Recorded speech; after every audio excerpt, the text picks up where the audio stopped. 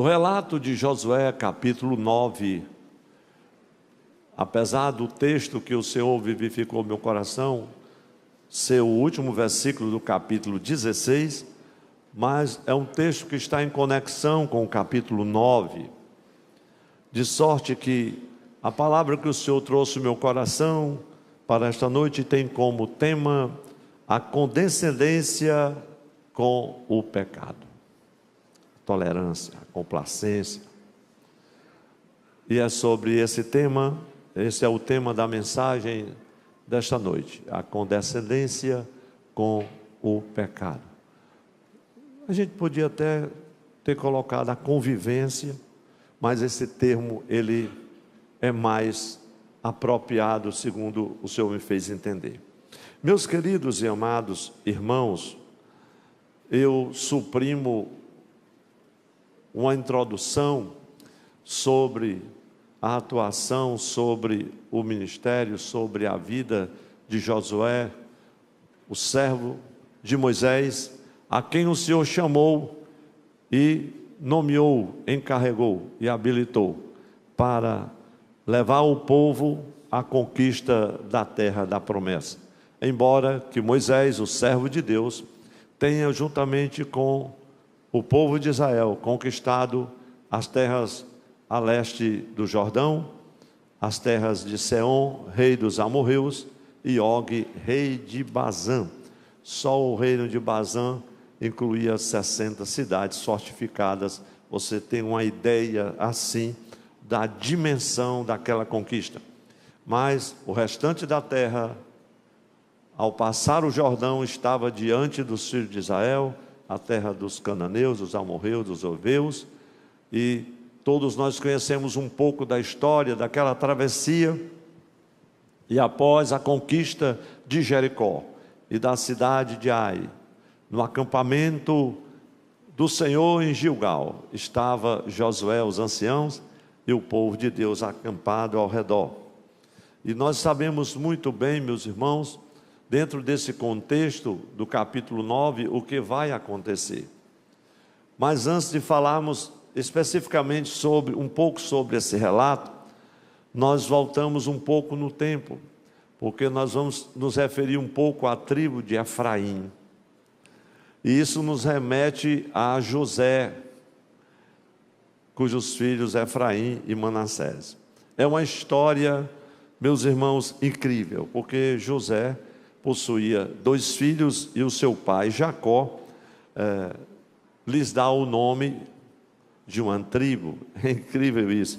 Isso porque eu estava meditando, porque o filho mais velho da esposa amada de Jacó, que era Raquel, recebeu porção dobrada, glória a Deus, da herança, a qual foi concedida aos seus 2 filhos, Efraim e Manassés, porque Jacó os considerava como filhos. Lá em Gênesis 48, nós vamos encontrar o relato histórico do que eu acabo de vos dizer, ali dos versículos 1 até os 5, e depois você tem um relato ainda mais ampliado. Então, o maior território e a maior influência, por que não dizer a metade do norte de Israel, pertenciam aos descendentes de José. Daí a tribo de Efraim ser a tribo mais numerosa. E agora, se você puder, leia comigo Josué 16:10. Não expulsaram, glória a Deus, não expulsaram os cananeus que viviam em Gezer. Assim eles moram no meio dos efraimitas, até o dia de hoje, mas estão sujeitos aos trabalhos forçados. Essa tribo de Efraim era uma das tribos mais fortes e valorosas, meus irmãos, e recebe uma herança e ocupa uma extensão de terra muito grande. Uma extensão muito grande lhe foi destinada. Mas ela prefere não expulsar totalmente os cananeus que habitavam na região de Gezer, e isso já é um reflexo do que acontecera com Josué em relação à aliança que ele fizera com os gibeonitas, sem consultar o Senhor. E nós vamos ir um pouco das consequências de tudo isso, meus irmãos, e eu acredito, nesse caso, que a acomodação, o conformismo, agiram no meio do povo de Israel, a partir daquela aliança, a partir daquele pacto que foi jurado e selado também pelos anciãos de Israel. Então os efraimitas, eles tinham ordem expressa do Senhor, como todas as tribos, para guerrear e expulsar os cananeus de toda aquela região. Porém, os cananeus estavam entre os efraimitas. Em vez de eles obedecerem à ordem do Senhor integralmente, eles obedecem parcialmente, preferindo tornar os cananeus remanescentes, aqueles que ainda estavam entre eles, sujeitos ao trabalho escravo. Isso nos remete ao que aconteceu com os gibeonitas, quando ele disse: olha, nós seremos somente os seus escravos, rachadores de lenha, e levavam água para o sacrifício do santuário, e uma série de outras coisas. E lá na frente depois, nós vamos encontrar, já na época de Samuel, eles eram sendo chamados de netinims ou netineus. Ainda eram os descendentes dos gibeonitas que estavam no meio do povo de Israel. Então essa medida, sob o ponto de deixar os cananeus entre eles, era uma medida, vamos dizer assim, sob o ponto de vista social, econômica, parecia boa. Parecia boa. Socialmente, eles não estariam mais se empenhando em algumas guerras e algumas lutas. E nós vamos já ver por quê. Porque, afinal de contas, os gibeonitas tinham 4 cidades apinhadas de cananeus, que eles não podiam ser destruídos por força de juramento. Lá estavam. E aqueles descendentes, eles foram crescendo. Então, socialmente, parecia a aliança proveitosa. Economicamente, também traria alguns resultados, porque eles teriam uma mão de obra, não era barata, era uma mão de obra escrava, que seria usada como fator de produção e desenvolvimento ali da tribo de Efraim. Mas em razão de tudo isso, meus irmãos, o aspecto principal, que era o cumprimento da vontade de Deus, tinha ido de água abaixo, tinha caído por terra. E nós vamos, meus irmãos, observar que aspectos sociais, aspectos econômicos e outros interesses podem nos distanciar dos propósitos estabelecidos por Deus para as nossas vidas. Mas muito mais do que isso, o perigo é maior ainda quando nós nos tornamos coniventes com o pecado e nos deixamos moldar pelas suas práticas, ou deixamos nos moldar conforme aos seus padrões. E foi exatamente isso que aconteceu, que estava acontecendo, e por incrível que pareça, ainda hoje acontece. Então eu quero compartilhar com a igreja do Senhor, é uma mensagem tão singela, mas ao mesmo tempo tão contundente, tão confrontadora. Não esqueça que terça-feira passada nós pregamos uma mensagem de consolação, então hoje já pode ser de exortação. Então Deus te abençoe e a mim também. Eu quero compartilhar com a igreja, meus irmãos, sobre alguns aspectos, são poucos que eu quero mencionar, dentre tantos que poderia fazê-lo, mas mencionar apenas alguns que dizem respeito à condescendência com o pecado. Pastor, por que o senhor não achou uma palavra melhor? Porque essa foi que veio ao meu coração. Então vamos conceituar conforme o dicionário afirma e conceitua, define condescendência da seguinte maneira: comportamento de quem acompanha por medo, por fraqueza, os preceitos do dever, da honra, da honestidade. Ação ou efeito de condescender, de ser tolerante, transigente, complacente. Eu acredito que ficou tão claro, e isso facilita aos nossos amados irmãos que sempre gostam de anotar. Meus irmãos, o primeiro aspecto que o Senhor trouxe no meu coração quanto à condescendência com o pecado, diz respeito à condescendência com o pecado, é um perigo para a vida cristã. A igreja diga assim comigo: é um perigo. Se você puder dizer que está ao seu lado, diga assim: é um perigo para a nossa vida. Por quê, pastor? Porque quando nós começamos, meus irmãos, a concordar com certas coisas do mundo ao nosso redor, com a prática dos cananeus modernos, que não difere muito dos cananeus daquela época, pelo menos a situação que está agora, parece que vai chegar naquele mesmo patamar, se é que não já chegou. Pelo menos pelo que a gente tem presenciado, tem visto, tem ouvido, eu acredito que já está ultrapassando em alguns limites. Em alguns limites. E principalmente quando algumas pessoas que se dizem cristãs, dizem servos de Deus, crentes de Jesus, começam a concordar com algumas coisas do mundo ao seu redor, aceitar alguns hábitos estranhos, um estilo de vida estranho, um testemunho cristão estranhíssimo, meus irmãos, porque essas pessoas começam a conciliar algumas situações que contrariam a vontade de Deus, como eu falei anteriormente, com aquela mente pervertida, né? Cauterizada,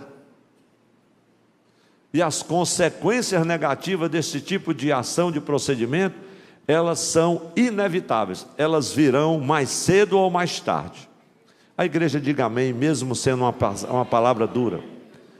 Um caso emblemático é esse que eu me referi aqui no início, e foi a leitura devocional deste culto divino. É o episódio que narra a astúcia dos gibeonitas.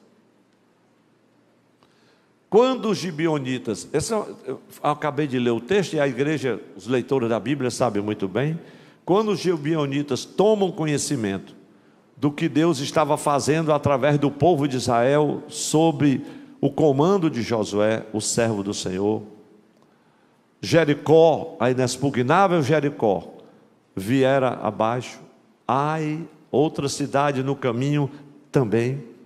Eles não tiveram nenhum receio, eles levaram em conta se a próxima somos nós. E eles tomam atitude, meus irmãos, porque eles tinham em mente o que Deus havia feito, a fama do Senhor, e que Deus havia dado aquela terra como herança ao seu povo, em cumprimento da promessa que ele havia feito a Abraão, a Isaque, a Jacó.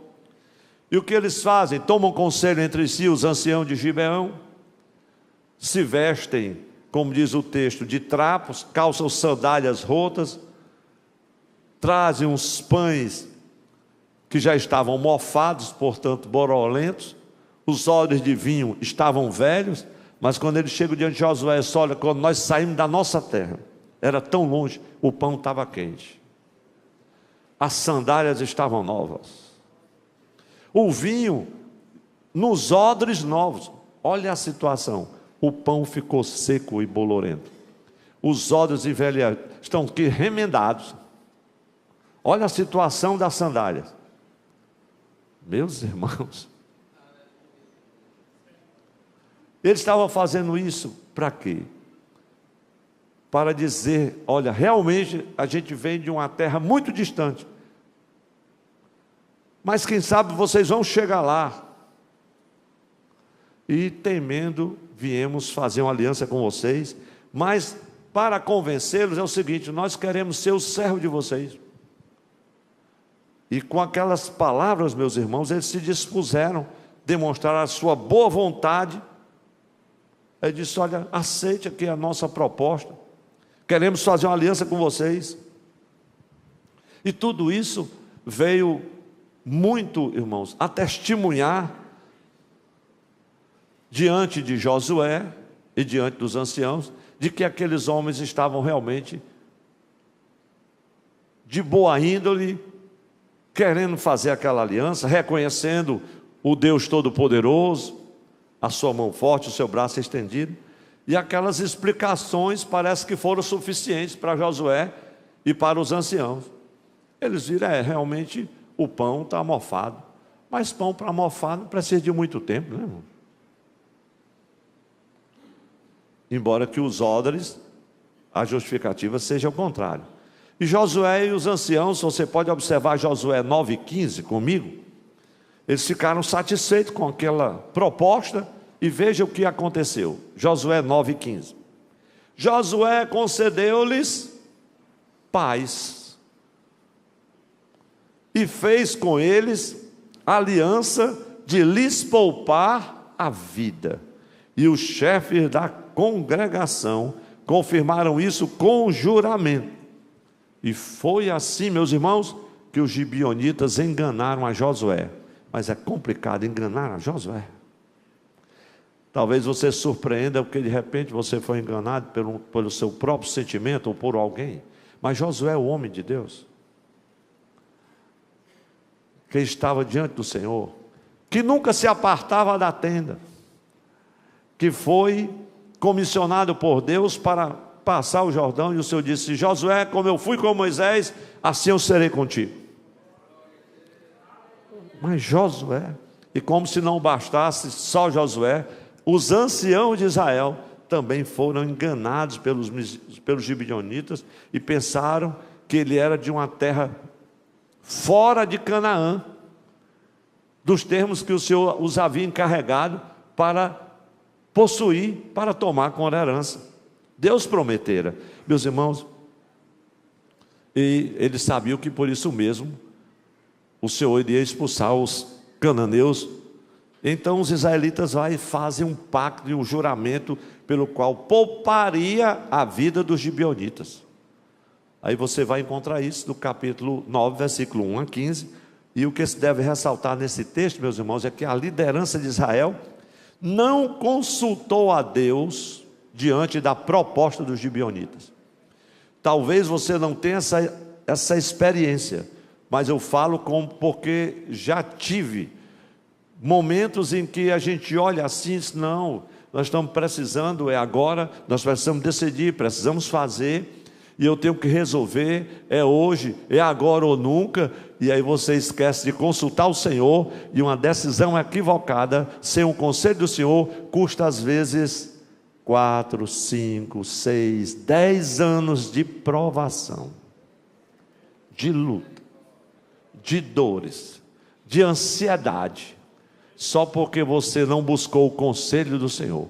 Você pode até ser um Josué, você pode ser até um ancião, mas não ouse tomar a decisão sem consultar o conselho do Senhor, porque Ele ainda é o Deus que fala, Ele ainda é o Deus que revela, e que diz assim: esses gibeonitas estão mentindo, isso é uma fraude, isso é um engano. Mas a gente olha com os nossos próprios olhos, de repente tem as nossas ideias pré-concebidas, já acha que é um Josué, e os anciãos dizem: eu estou com tudo, e se esquece do Senhor Todo-Poderoso, que sonda os corações e que vê além daquilo que nós podemos ver. Quantos estão dispostos a buscar o conselho do Senhor em momentos cruciais? Às vezes nos momentos cruciais da nossa vida, meus irmãos, eu sempre digo e volto a repetir: em questões vitais, busque o conselho do Senhor. Mas alguns irmãos, a preguiça é grande, ele vai na casa do vaso. E o problema dos vasos e dos montes é que os vasos vazam. Eu costumo dizer isso. E às vezes você ouve uma profecia que não foi o Senhor que falou, mas foi o sentimento e o coração do homem, quem sabe para agradar. Geralmente nesses lugares as profecias só são bênção, bênção, bênção, porque os vasos estão esperando uma cesta básica e uma resposta de oração. Aqui os irmãos não deram glória e nem precisam, mas Deus ainda tem vasos preciosos. Ele ainda tem profetas e profetisas, amém, meus irmãos? Mas para confirmar o conselho dele, dependa de Deus nesta hora. Ele ainda fala. Diga para quem está ao seu lado: Deus ainda fala conosco. Oh, glória a Deus. Aí Josué 9,14 está escrito. Josué 9,14. Então os israelitas aceitaram os alimentos dele e não pediram conselho ao Senhor. Meus irmãos, as evidências ali eram muito claras. Eu diria até assim, sofismável as evidências que os gibeonitas apresentaram: roupa rasgada, calçada rasgada, pão borolento, vinho nos odres remendado. E esse é o nosso problema. Quando a gente vê todas essas coisas, a gente diz: meu Deus, esse irmão está precisando de ajuda, vamos socorrer. Aí por trás daquela aparência, aquela fachada toda, está um fariseu hipócrita, um mentiroso, com a sua astúcia. Algumas vezes o Senhor é bondoso e piedoso conosco e diz no nosso coração, enquanto está falando: mentiroso, esse aí anda enganando em todo canto. Semana passada eu encontrei um desses: pastor, ouvi assim, perdi o dinheiro não sei aonde, fiquei só e cheguei aqui, estou hospedado, e eu não sei o que é que eu faço para pagar a pousada, preciso que o senhor me ajude agora. Meu irmão, o culto já terminou, como eu vou ficar nessa situação? Aí o Senhor me dizendo: tudo é mentira, preguiçoso, enrolão. Aí Jesus usa de misericórdia com ele, dê pelo menos uma bênção aí para ele escapar. E eu dei. Mas não tive coragem de dizer: meu irmão, pare de mentir, vá se converter, larga essa preguiça e vai trabalhar. Eu ia dizer outra coisa, mas não disse nada disso. Usei de misericórdia para com ele, como a Bíblia diz: sede misericordiosos. Meus irmãos, é triste. Mas de repente, você olha para aquele negócio todo, concorda com certas coisas, com base nas evidências, na sua própria observação, aí você vai conciliando algumas situações, sem sequer consultar a Deus, e às vezes você se julga, nós nos julgamos autossuficientes para resolver os nossos problemas, e não levamos em conta que nós dependemos dele, vivemos por fé, glória a Deus, para tomar decisões. E quando você acorda, veja o que acontece, Josué capítulo 9, versículo 16 e 17. Ao fim de 3 dias depois, meus irmãos, uma terra distante. A igreja pode ler comigo? 1, 2, 3. Ao fim de 3 dias depois de terem feito aliança com eles, souberam que eram seus vizinhos e que moravam perto deles. Pois, partindo os filhos de Israel, chegaram à cidade deles ao 3º dia, e a cidade deles eram Gibeão, Sefira, Beerote e Kiriate Jearim. Imagine, meus irmãos, se eu fosse dar o significado de cada um desses nomes, aí a mensagem ia terminar aí. Condescender, esse nome não é fácil de dizer, com o pecado, é muito perigoso. Ser tolerante com algumas práticas pecaminosas, porque tem uns crentes, meus irmãos, que estão assim, na igreja, cantando, louvando, pregando, paletó, gravata, exortando, e tem uns só falta matar o povo de Deus, e adulterando, casos extraconjugais, disposição maligna, pervertida, uma sexualidade escrava, de uma licenciosidade maligna. E ele está dentro da igreja, e ela está dentro da igreja. Pastor, está muito pesada essa mensagem. Eu nem comecei ainda. porque é pesado mesmo. Isso é um peso terrível, meus irmãos.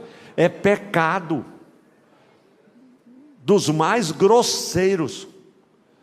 E alguns, quando você chama, quando você exorta, quando você expõe e disciplina, a pessoa é de uma disfarçatez, irmãos, cínica. Pastor, é isso mesmo, a carne é fraca. E o irmão, às vezes, diante daquela situação, o outro desesperado: pastor, e agora, pelo amor de Deus, o que é que eu vou fazer na minha vida? Aí a pessoa que está envolvida no problema diz assim: fica tranquilo, desquente não. Condescendentes com um pecado grosseiro, meus irmãos, tolerante, complacente com ele. Mas quando a pessoa age assim, meus irmãos, não tem jeito. As consequências virão inevitavelmente. Quando Josué acordou: porque vocês nos enganaram? Quase que ele disse assim: por que você não consultou o Senhor? Você não consultou a Ele quando foi para derribar Jericó? Ele mandou vocês dar sei quantas voltas ao redor da cidade, 7 dias. Por que vocês não aprenderam a lição em Ai, quando vocês foram lutar com a cidade e perderam 3.000 pessoas? E o Senhor depois consultaram ao Senhor. Josué chorou: Senhor, eu vou subir o monte agora. Não, só amanhã de manhã. E agora, Senhor, se agora que você me consultou, vou dar a estratégia. Leva um bando, parte do exército pela frente, e há de ser quando você chegar, faz de conta que corre, e vai ter outro exército, outra parte por trás das amoreiras, etc. assim e tal. E quando o exército que está na cidade vir em perseguição a vocês, o outro grupo vem, entra na cidade e incendeia tudo. Deus já sabia da estratégia da guerra. Os drones de Jeová estavam tudo preparado, os mísseis estavam tudo pronto. Mas Josué não consultou. Ele não tinha aprendido a lição. Vamos levantar as mãos e dizer assim: Senhor, nos ajude a aprender a lição. Se a gente não aprender a lição, vai incorrer nos mesmos erros. Meus irmãos, e aqui a gente vê que o pior acontece. 3 grandes cidades, apinhadas de cananeus, que não podiam ser destruídas, e ainda mais, sob força de juramento, de um pacto, de uma aliança. E o Josué os transformou em rachadores de lenha. Sim, mas estavam lá os rachadores, crescendo, se multiplicando no meio do povo, com as suas práticas, porque eles estavam lá para rachar lenha, não foi para se converter e servir a Deus, não. E lá estavam eles. Meus irmãos, o pior aconteceu, como a gente pode ver. Deus desejava que o seu povo fosse um povo separado daquelas nações todas, e agora aquelas nações estariam ali convivendo com o povo de Deus. E eu estava meditando e vendo como foi a maneira que os gibeonitas ludibriaram Josué e os anciãos. Foi, irmãos, uma coisa assim, traiçoeira mesmo, insidiosa, a forma como os gibeonitas enganaram a Josué. Se tornaram um povo escravo dos israelitas. Porém, meus irmãos, esse povo irá influenciar com os seus atos e atitudes o povo de Deus, que deveria ser separado do paganismo pecaminoso que estava ali no meio daquelas nações, daquelas cidades. E infelizmente, algumas vezes é o que acontece com alguns dentre nós, meus irmãos. O que acontece conosco, por que não dizer, quando permitimos que dentro do nosso lar, da nossa casa, da nossa família, na igreja, no trabalho, pequenos deslizes, algumas fraquezas, que às vezes parece que ninguém está vendo, o irmão quando chega no trabalho, bota aquelas sandálias velhas, leva um pãozinho bolorento, e todo mundo acredita que ali é um crente. Meus irmãos, aí você vai acomodando as coisas, tolerando as coisas, complacente com outras coisas. É um palavrão aqui, uma piada imoral acolá, é uma cajuína São Geraldo ali, que depois se transforma numa brama e...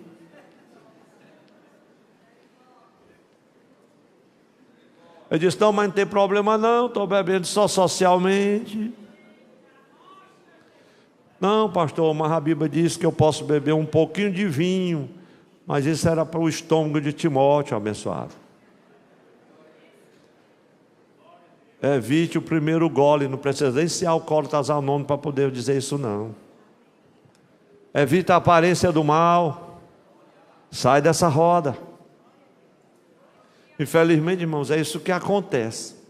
Você vai aceitando, vai acatando, vai conciliando essas coisas na sua vida, e isso vai afetar drasticamente o nosso compromisso de pureza e santidade. Vai ou não vai, meus irmãos?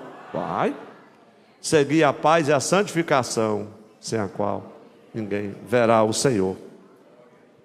Eu creio que é por isso que o apóstolo Paulo diz assim, em 2 Coríntios 2:11, porque nós não ignoramos os seus ardis, os ardis de Satanás.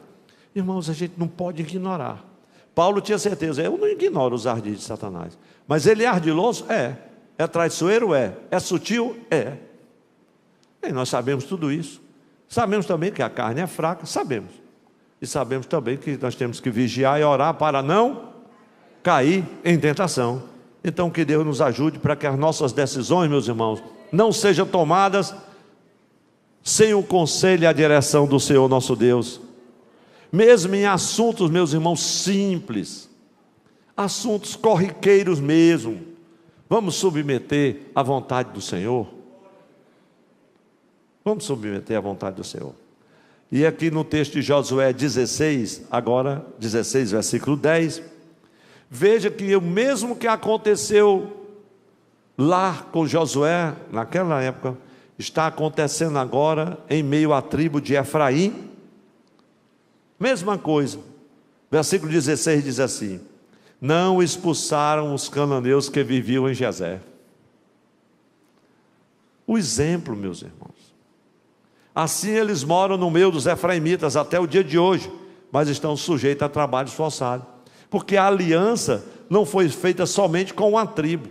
A aliança e o pacto era com todas as tribos de Israel, e lá estava a aliança, eles estavam habitando ali.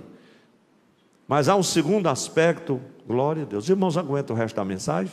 Só são 3 aspectos, que diz respeito à condescendência com o pecado, que eu quero destacar. É o seguinte: se aceitarmos condescender com as práticas pecaminosas da sociedade em que vivemos, logo elas irão nos influenciar e nos conformaremos com os seus padrões. Se a igreja concorda, diga amém. Porque tem umas práticas, meus irmãos, já no arraial do Senhor, em algumas igrejas e comunidades, que torna esta declaração a verdade. O pecado representado pelas práticas pagãs e selvagens dos cananeus logo se insinuaram entre o povo de Deus. Essa realidade, meus irmãos, não foi só daquele tempo, não. Isso está acontecendo. Práticas terríveis se insinuando dentro do arraial do povo de Deus. A convivência dos israelitas com os cananeus e a condescendência com o seu paganismo, em pouco tempo levou o povo de Israel a se acomodar e aceitar em seu meio práticas e pecados desprezíveis, imorais e condenados por Deus. Pastor, por que o senhor está pregando isso? Porque é isso que nós estamos vendo. Não é na tribo de Efraim mais não, é do povo de Deus. A linhagem de Davi e do Messias, a igreja do Senhor. Não é mais a tribo de Efraim. E aí eu chamo a atenção da igreja para relembrarmos do Salmo 1, versículo 1 e 2. Porque aqui esse salmo expressa muito bem o cuidado que nós devemos ter para que as influências mundanas da impiedade não nos seduzam. Sempre que eu leio o Salmo 1, 1 e 2, eu lembro de uma mensagem que preguei há muitos anos, mas nunca preguei aqui. E o tema era o sindicato da maldade. Aí pregador inventa cada tema. Pois foi esse que o Espírito Santo me fez lembrar. O sindicato da maldade, está aqui. Bem-aventurado aquele que não anda no conselho dos ímpios, não se detém, nem se assenta à roda dos escarnecedores. Pelo contrário, o seu prazer, a igreja, está na lei do Senhor, e na sua lei medita de dia e de noite. O salmista, meus irmãos, ele está falando aqui sobre a influência do pecado, como a influência do pecado se processa e nos alcança, sabe? Então a influência dos cananeus, ela vai tomando uma forma, ela se torna um processo, e um processo de degradação que nem sempre é percebido por quem já foi seduzido ou por quem está sendo influenciado a viver no pecado. Veja o texto do Salmo 1, ele fala dessa degradação. Por isso que eu digo e afirmo a questão do sindicato do pecado. Está aqui. Primeiro, anda no caminho dos ímpios. Segundo, se detém no caminho dos pecadores. E terceiro lugar, se assenta. Meus irmãos, na roda dos escarnecedores. Ou seja, o crente decide viver na prática de coisas que a palavra do Senhor condena. Se assenta. Mas ele começou andando, depois se detém, até que se assenta. A igreja diga assim comigo: anda, se detém, se assenta. Esse é o processo, meus irmãos. Um processo lento, mas que conduz à degradação, leva o crente à ruína, a escandalizar o nome do Senhor, a destruir uma família inteira. Coisas terríveis. Você já imaginou? No dia de culto, na porta da igreja, pastor, o senhor está dizendo isso? Aonde foi? Foi em São Paulo? Não, foi no Ceará mesmo. Foi na igreja fulano e tal? Não, foi em uma de nossas congregações mesmo. Pastor, mas o senhor não pode dizer? Posso. Ainda bem que eu sou o pastor, só quem pode dizer isso sou eu. Com temor e tremor. Você já imaginou uma prostituta chegar na porta da igreja? Onde está fulano? Fulano de tal. E olha, ele está lá, bem na frente. Esse homem aí, assim, assim, assim, não pagou o programa. A igreja diga assim, com temor e tremor: misericórdia, Senhor. Por que o senhor está dizendo isso, pastor? Para que haja temor no meio do povo de Deus. Já que não desce mais fogo do céu para consumir, porque se fosse naquela época, o fogo do céu descia na mesma hora. Um escândalo sem precedente. Um homem desesperado, a esposa sem entender nada, os pais desesperados, o tempo fecha, o escândalo sem precedente, uma família dilacerada, a igreja escandalizada, o reino de Deus abalado naquele dia e naquela hora. Diga assim, meus irmãos, para quem está ao seu lado: só de pensar é terrível. Meus irmãos, mas tudo começou com a influência dos cananeus. Conformismo, se conforma com o pecado e vai pecando, e traindo, e mentindo, se insinuando, enganando, até que chega um dia em que o Senhor expõe publicamente aquele pecado. O juízo de Deus chega, porque a ordem era para expulsar os cananeus. Terceiro e último aspecto diz respeito, meus irmãos, ainda que diz respeito à condescendência com o pecado, a ação do pecado em nossa vida. A igreja pode repetir comigo? A ação do pecado em nossa vida não é ascendente, mas sim descendente. Se você abrir a sua Bíblia em Isaías capítulo 28, versículos 1 a 22, eu não irei ler, mas vou relatar um pouco. Vai apresentar aqui a narrativa do estado de degradação que chegou à tribo de Efraim. Pastor, por que o senhor se lembrou desse texto? Porque já preguei uma mensagem nele. Então o Espírito Santo faz essa conexão. A maior tribo de Israel. Essa tribo foi capaz de guerrear contra Judá e matar milhares e milhares em um dia. Não é coisa de 100 mil, 200 e tantos mil pessoas, com reis influenciados pelo paganismo. Mas veja Isaías, acompanhe comigo, capítulo 28, versículo 3. Só ler alguns textos para você ver o nível de degradação que chegou à tribo de Efraim. A degradação alcançou a sua liderança, o sacerdócio. Versículo 3. A orgulhosa coroa dos bêbados de Efraim será pisada com os pés. Como assim? Eles aprenderam a beber bebida forte. Versículo 7, 28 e 7. Mas há outros, agora você vai entender quem são esses outros. Mas há outros que cambaleiam por causa do vinho e não podem ficar em pé. Os sacerdotes, meu Deus, os sacerdotes e os profetas cambaleiam por causa da bebida forte. São vencidos pelo vinho e não podem ficar em pé por causa da bebida forte. Estão confusos quando recebem uma visão, tropeçam quando proferem sentenças. Meu Deus, não sei nem se eu diga isso. Alguns anos atrás, não foram muitos anos não, um pastor muito querido me diz assim: pastor Tom Zé, eu soube de uma coisa tão terrível, estou dilacerado.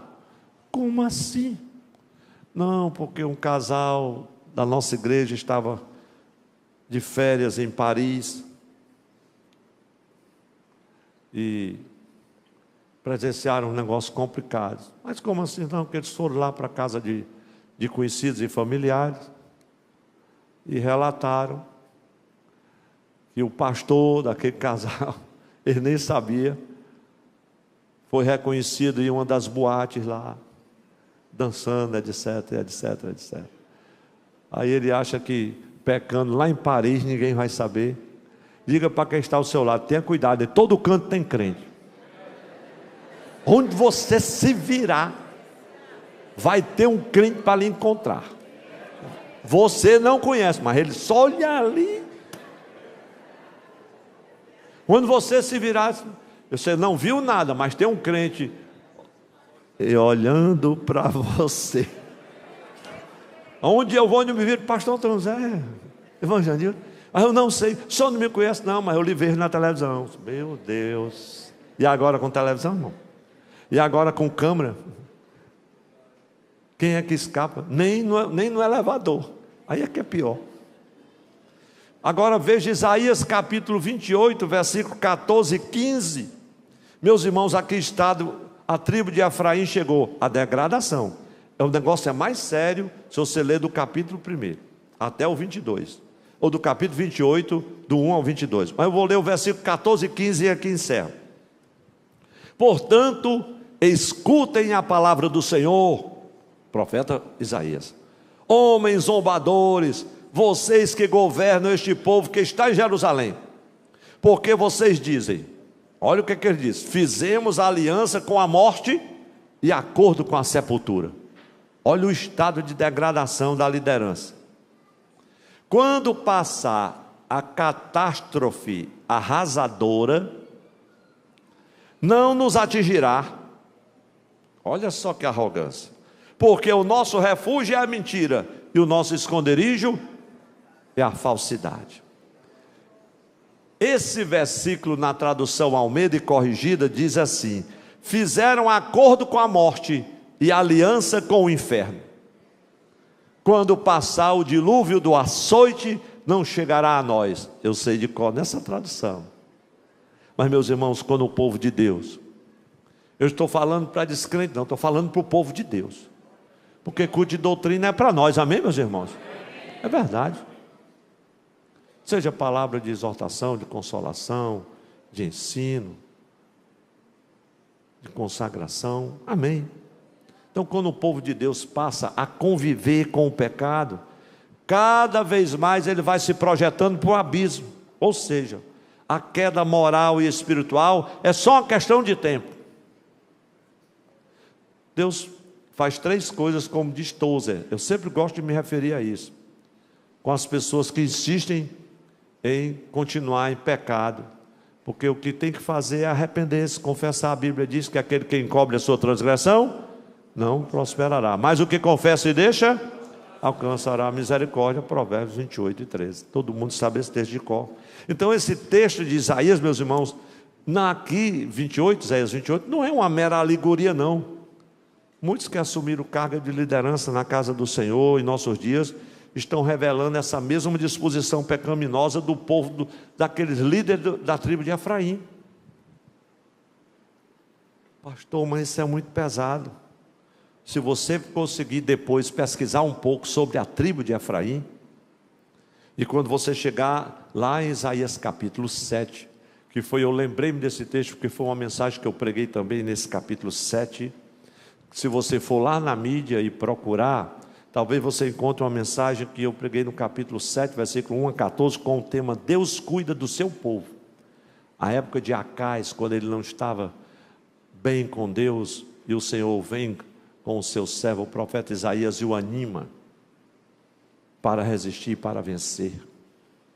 A Peca, rei de Rezim, lá do norte. Meus irmãos, briga entre irmãos. E depois, o que vai acontecer com a tribo de Efraim, que é levada em cativeiro? Veja o que diz o texto de Isaías 7:8, fala melhor do que eu. Porque a capital da Síria, olha só como o fim chega.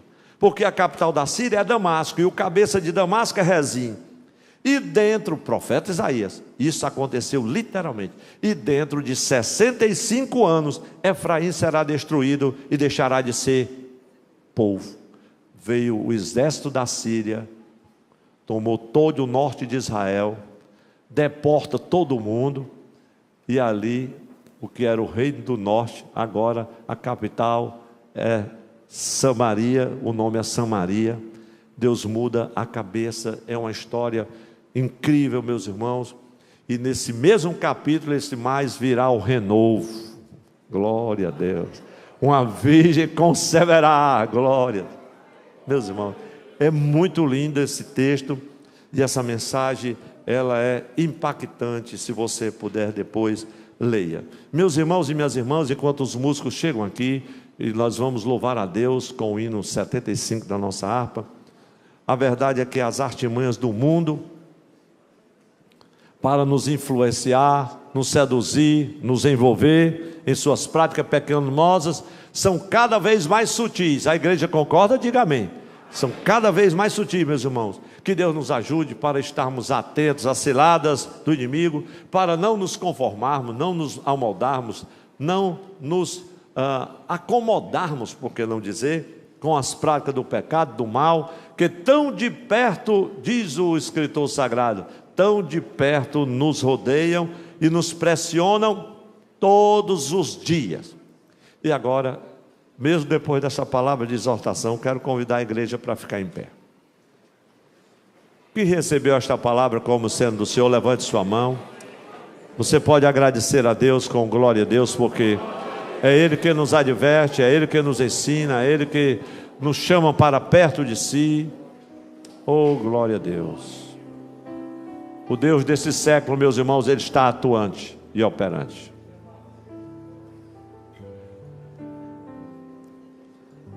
Vamos ler uma conclusão que escrevi, tão simples, mas que vai nos levar a uma reflexão nesta hora. 1, 2, 3, bem forte e bonito. Que Deus nos ajude a rejeitar os antigos e os novos hábitos e padrões pecaminosos da sociedade odierna. Que o Senhor nos dê graça para não sermos tolerantes com as influências destrutivas de Satanás, pois a condescendência deliberada com o pecado nos levará à ruína física, emocional, social e espiritual. Em Gênesis 4, cadê vocês, meus irmãos? Está faltando ali? Vamos lá? 1, 2, 3. Em Gênesis 4 e 7 está escrito: se fizer o que é certo, não é verdade que você será aceito, mas se não fizer o que é certo, eis que o pecado está à porta, à sua espera. O desejo dele será contra você, mas é necessário que você o domine. Que Deus nos ajude a não condescender com o pecado. Quem dá um lindo amém para Jesus? Glória a Deus.